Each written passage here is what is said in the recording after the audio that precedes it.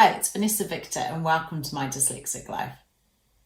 Today I wanted to talk about boundaries and how I believe it can be really hard as dyslexics to put boundaries around our time, our own needs and looking after ourselves. Now, this could be a month-long topic, I think. I think there can be so many different elements to this. So the first thing I'm going to say is this isn't the one and only reason that this can happen, okay? There are lots of different elements in play. But as I got to the end of last year and coming into the holidays, I just realized how exhausted I was. I was really both mentally and emotionally tired. And one of the elements of this will be to do with our dyslexic sense of time and how we think we've got longer to do things. But that's not what I want to talk about today. What I want to talk about today is our inability to say no.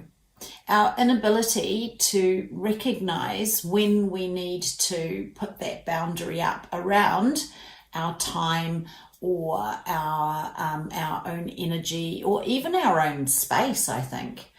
Now, one of the reasons that I'm going to dive into today, I believe, is that one of the coping strategies that we can learn as a dyslexic child, especially if your dyslexia was undiagnosed, like mine. Mine wasn't diagnosed at school.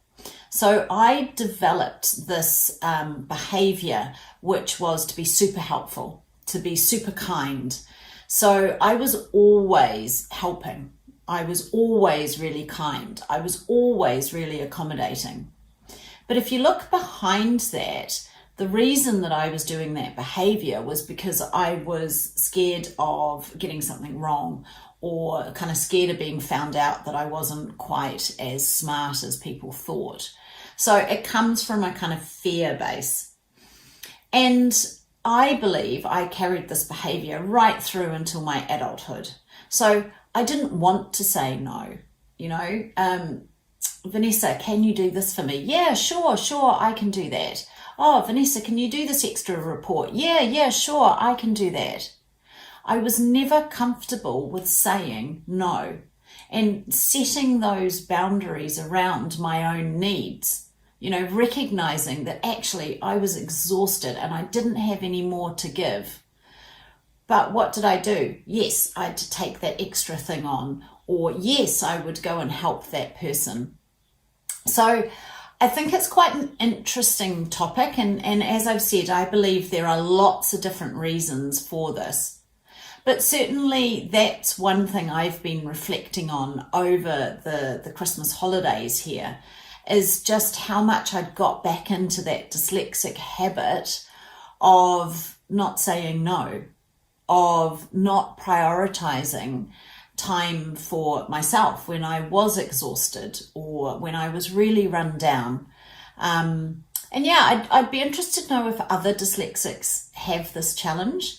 And I'd be particularly interested to know if male dyslexics struggle with this, without getting too much into a traditional roles. I'd just be really interested to know if this is something that you struggle with as well. As I've said, I could do a whole month-long video series on why we pick up these behaviours and what else is behind it. But I do truly believe that as dyslexics, we have a bigger tendency to want to be people pleasers, to, want to, to fit in or be liked or to help people. So this isn't just exclusively a dyslexic issue, absolutely not. But I do truly believe that as dyslexics, we struggle with this more than neurotypical people.